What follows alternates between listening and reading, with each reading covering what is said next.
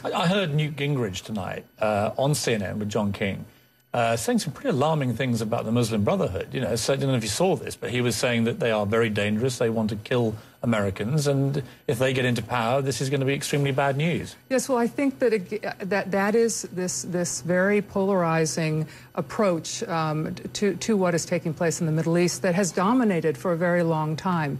That assumes that anyone who that any religious group is somehow dangerous and extreme, whereas in fact most Arabs.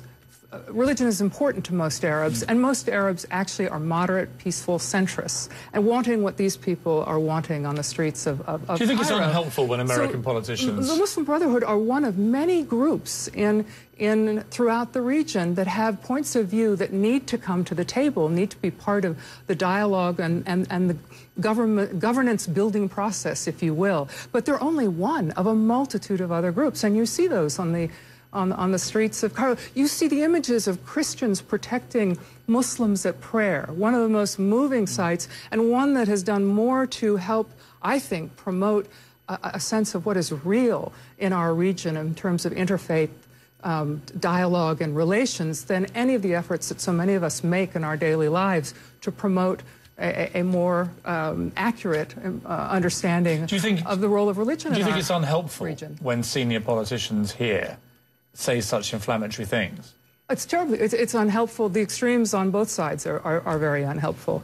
And I think that that there are enough people, actually, in this particular case, there seem to be people on both sides of the political spectrum in this country, or on all sides, including independents, that are actually providing very nuanced and thoughtful analysis. I'm seeing it on most of the networks, and then that's not usually the case when a crisis like this erupts in the Middle East. They are pausing, they are taking a moment to think it through, and they're supporting the president. They're supporting his... Do you know the president? I have met him on a number of occasions.